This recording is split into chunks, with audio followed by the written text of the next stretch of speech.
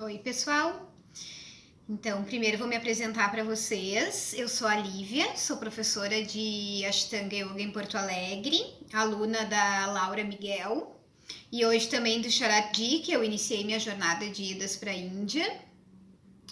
E tô bem feliz com esse convite da Cacá e do Ashtanga Yoga Floripa de poder fazer parte desse grupo de estudos, né? Esse que está se estabelecendo de uma forma mais séria, mais consistente, para a gente aproveitar esse período de quarentena para aprofundar a nossa prática pessoal. Então, espero contribuir, fico à disposição também sempre que precisarem.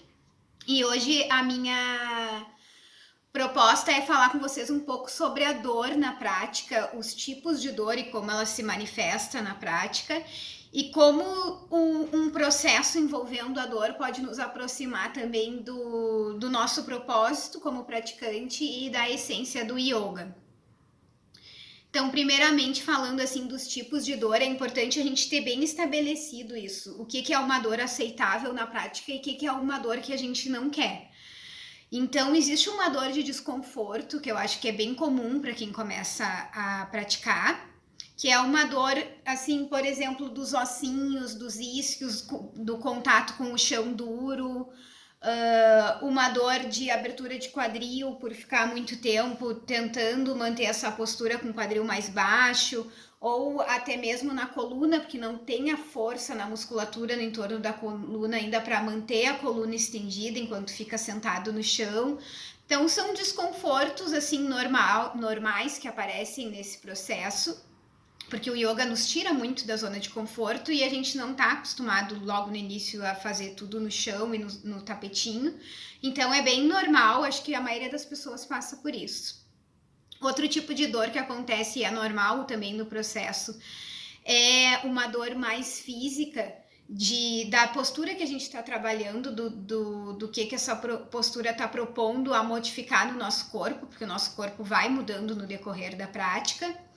Então, por exemplo, no próprio Janu Sirsasana C, que é uma postura que eu vejo que as pessoas geralmente reclamam, quando a gente começa a fazer ela e vai para frente, dói muito o minguinho, porque o peso tá muito para trás ainda por não ter esse giro do quadril, para depois distribuir o peso para frente e não sentir mais a dor nos dedinhos, tá mais distribuído por essa rotação.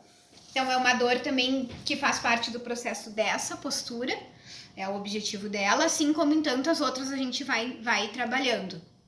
Também pode surgir no decorrer da prática uma dor mais vinculada à emoção, uma dor emocional que vem de sentimentos, emoções, crenças pessoais que vão se manifestando no decorrer da prática, vêm vindo para a superfície, né, e vão sendo trabalhadas.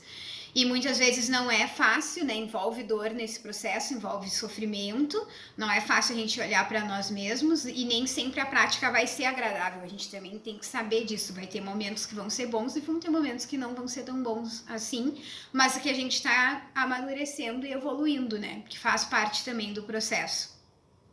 E existe a lesão.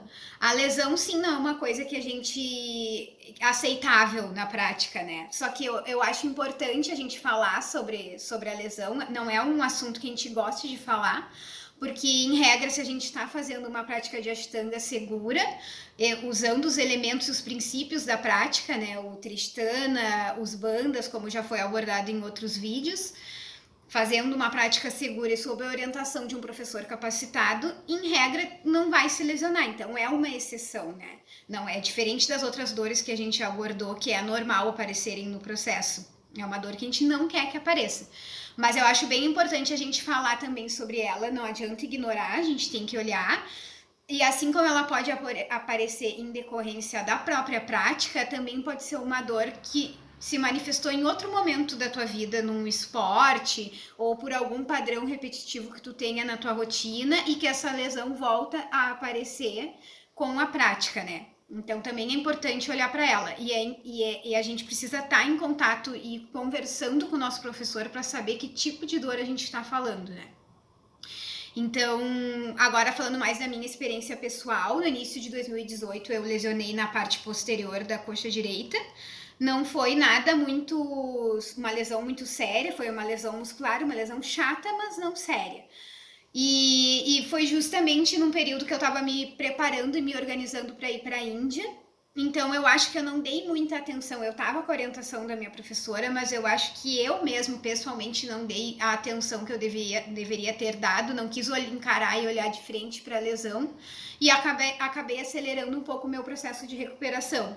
Inconsciente, muito inconsciente, assim, em razão da viagem. Para quem já tá na fase da segunda série ou no início da terceira, sabe que a gente coloca muito a perna atrás da cabeça em muitas posturas, né?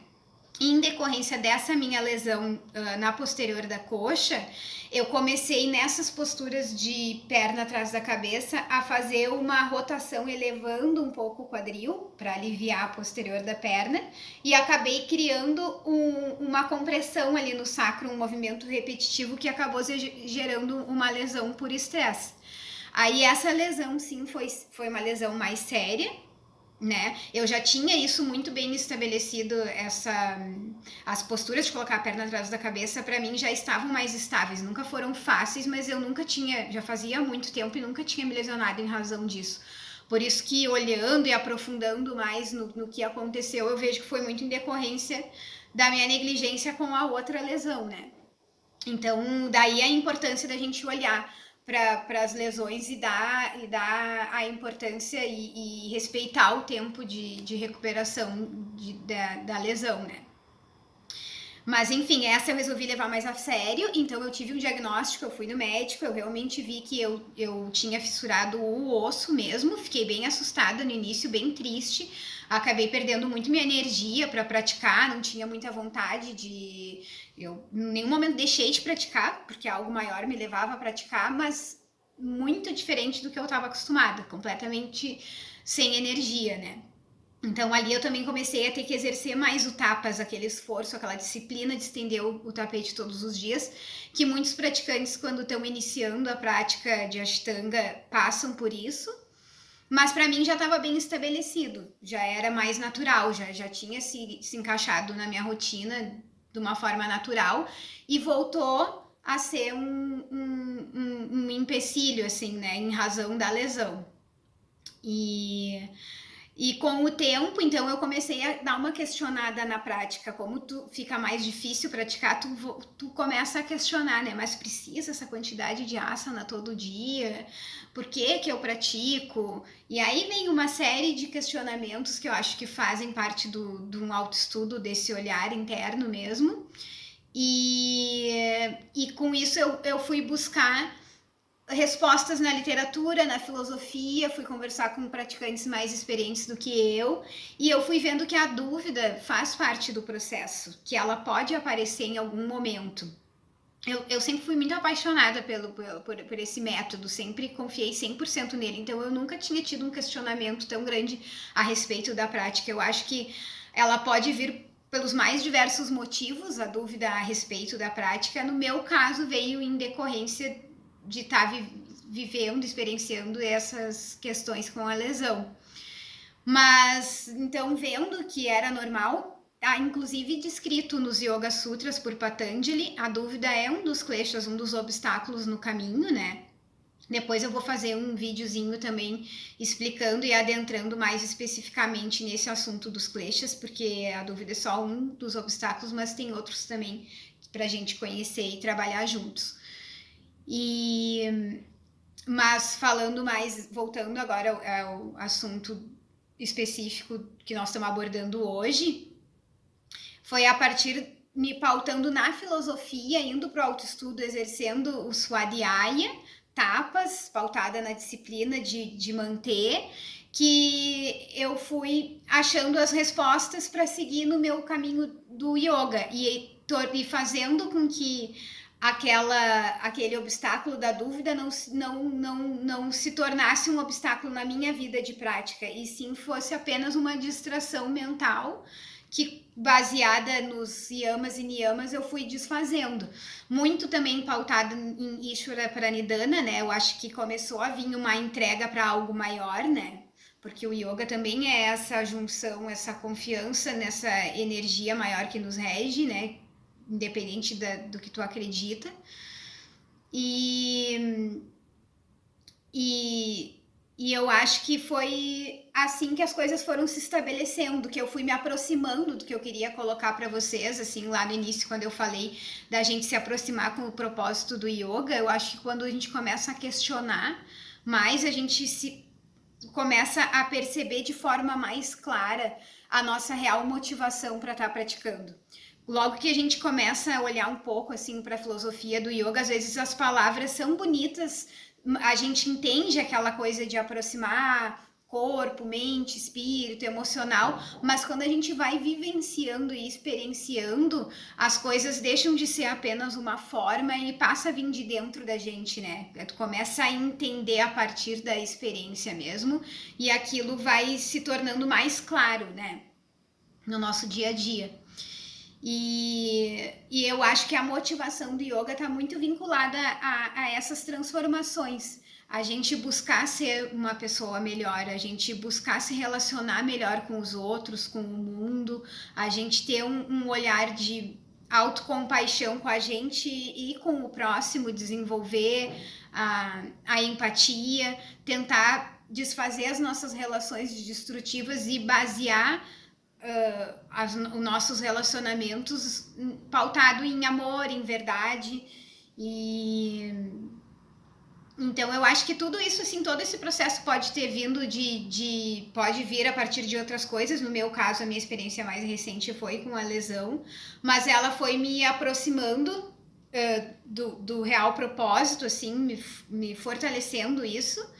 E também me deixando mais confiante ainda no método, nas pessoas que me orientam, e me deixando mais apaixonada, assim, por todo o benefício que essa prática pode nos dar. E com mais vontade também de poder espalhar isso e compartilhar isso com os meus alunos e toda essa comunidade Ashtanga.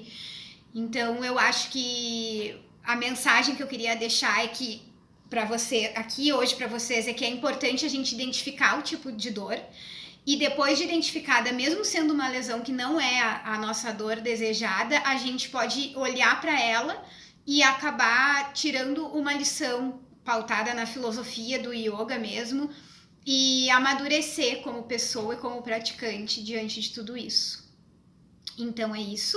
Se vocês tiverem qualquer dúvida sobre algo que eu tenha falado aqui, ou quiserem dividir alguma experiência pessoal de vocês sobre esse assunto, eu fico à disposição de vocês, podem nos escrever, e a gente vai se encontrando aí ao longo das próximas semanas. Muito obrigada pela atenção de todos.